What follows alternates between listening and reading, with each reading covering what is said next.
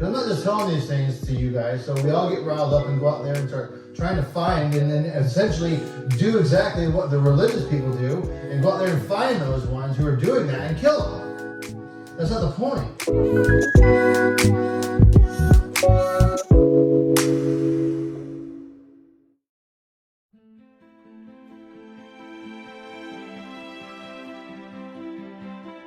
Blinded by his religious rage, Paul relentlessly attacked Christians.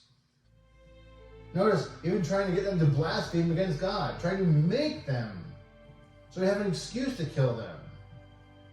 This is not the spirit of someone who has God in him. Of course, at that time, Paul was not saved, and Paul would go on to become a Christian, we know that.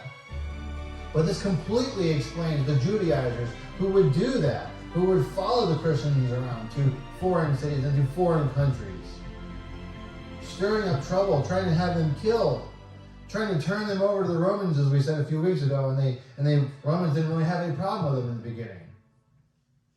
Until they realized that the Christians don't worship all the gods, or even Caesar, who was to be worshipped as a god on earth.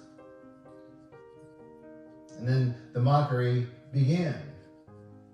That's how it always begins. It begins with mockery. And it ends with Christians being used as human torches to light the streets or to light the emperor's party.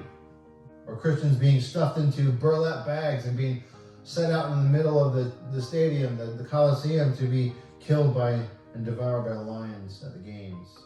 In the Middle Ages, Roman Catholicism systematically hunted down and murdered anyone who would not submit to the authority and the headship of the Pope over Christ. And this continued through the Protestant Reformation. One outspoken voice after another, guided by the Holy Spirit, would be killed for naming Christ as the head of the church. That was their crime. And they were told to recant, and they wouldn't, and they died. In modern day, as Muslims who slaughter Christians by the thousands, it's said that in modern times, 100 million Christians have been persecuted on some level. And they do this because they have a zeal for God, but without knowledge. They don't know God. That's what Jesus said. They do this because they have not known the Father or me, verse 3. So we need to understand how the religious person sees it. We need to understand that the reason they hate God, the reason why they hate Christ, is because they are completely under the control of the evil one.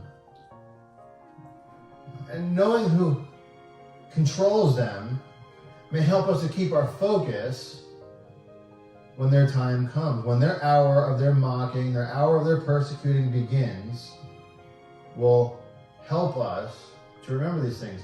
I'm not just telling these things to you guys so we all get riled up and go out there and start trying to find and then essentially do exactly what the religious people do and go out there and find those ones who are doing that and kill them. That's not the point. It's to remember who they're being controlled by, because they are our mission field.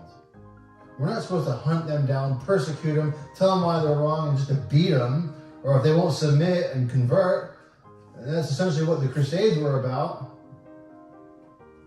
Or it's at least how it started. But remember what Paul says in 1 Corinthians 6. For such were some of you. All right? But Satan is the father of lies. He has used his lies to murder the souls of mankind from the beginning.